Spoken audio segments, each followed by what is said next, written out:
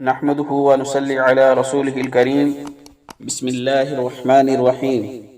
صرف 5 منٹ کا مدرسہ قرآن و حدیث کی روشنی میں۔ یکم ذی الحجہ۔ نمبر 1، اسلامی تاریخ۔ حضرت عبداللہ بن مبارک رحمۃ اللہ علیہ۔ حضرت عبداللہ بن مبارک رحمۃ اللہ علیہ زبردست عالم، بڑے محدث، علم فقہ کے ماہر اور معرفت الہی میں کامل نمونہ تھے۔ آپ امام ابو حنیفہ رحمۃ اللہ علیہ اور سفیان ثوری رحمۃ اللہ علیہ کے شاگرد ہیں۔ امام صاحب اور دیگر اہل علم کی بڑی قدر کرتے تھے۔ آپ کو علم حدیث سے خاص تعلق تھا۔ ہزاروں طلبہ نے آپ کے درس میں شریک ہو کر علم حدیث حاصل کیا۔ ان کی عزت و شہرت پر ہارون رشید جیسا خلیفہ بھی رشک کرتا تھا۔ عبادت و ریاضت، زہد و تقوی، عادات و اخلاق اور حسن معاشرت میں صحابہ کے نقش قدم پر تھے۔ سخاوت میں ان کی مثال مشکل سے ملتی تھی۔ اہل علم حضرات کو خصوصی ہدایہ اور تحفوں سے نوازتے تھے۔ ایک سال حج، دوسرے سال جہاد اور تیسرے سال تجارت میں مصروف رہتے اور مالی نفع ضرورت مندوں پر تقسیم کر دیتے۔ خوف خدا، فکر آخرت، مخلوق سے بے نیازی، کم درجے کے لوگوں سے عاجزی اور مالداروں سے خودداری سے ملنا آپ کی اہم صفات ہیں۔ 63 سال کی عمر پا کر 181 ہجری میں وفات پائی۔ نمبر 2، اللہ کی قدرت۔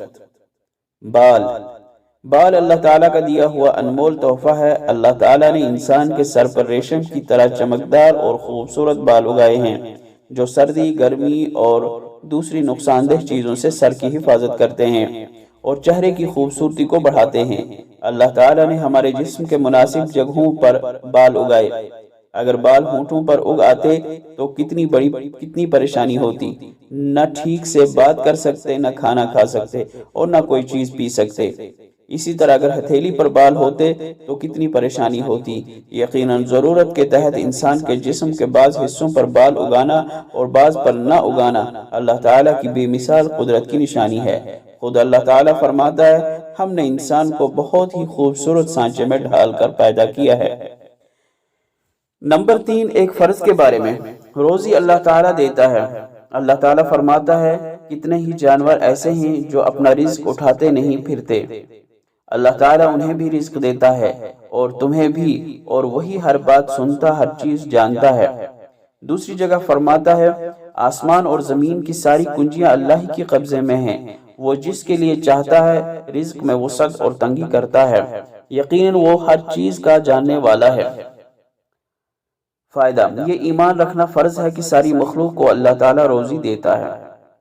نمبر 4، ایک سنت کے بارے میں۔ طواف کی 2 رکعت میں مسنون قرات۔ حضرت جابر رضی اللہ عنہ فرماتے ہیں کہ رسول اللہ صلی اللہ علیہ وسلم نے طواف کی دونوں رکعتوں میں قل یا ایھا الکافرون اور قل ھو اللہ احد پڑھی۔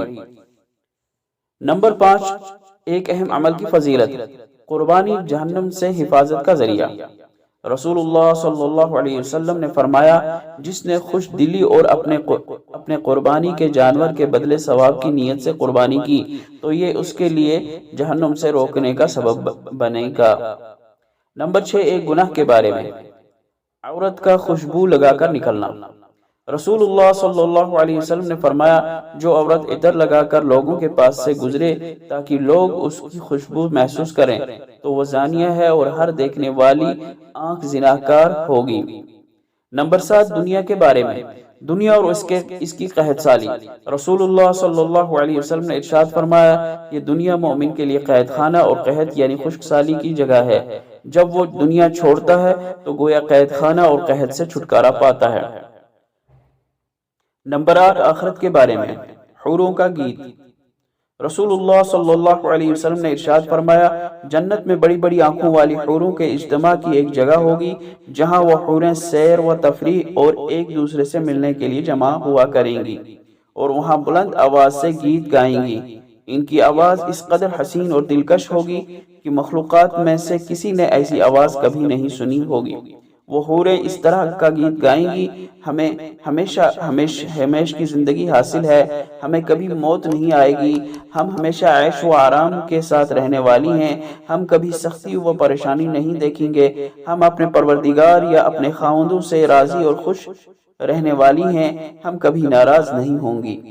ہر اس شخص کے لیے مبارک بادی ہے جو ہمارے لیے ہے اور ہم اس کے لیے ہیں۔ نمبر 9، طب نبوی سے علاج، بہترین تعویذ۔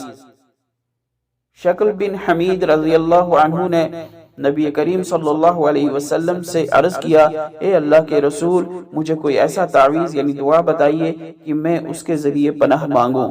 آپ صلی اللہ علیہ وسلم نے فرمایا، یہ پڑھا کرو، اللہم انی اعوذ بک من شر سمعی وشر بصری وشر لسانی وشر قلبی وشر منی۔ نمبر 10، قرآن کی نصیحت، لوگوں کو نصیحت کرتے رہو۔ قرآن میں اللہ تعالیٰ فرماتا ہے نصیحت کرتے رہو، کیونکہ نصیحت ایمان والوں کو نفع دیتی ہے۔ اللہ تعالیٰ عمل کرنے کی توفیق عطا فرمائے۔ وآخر دعوانا الحمد للہ رب العالمین۔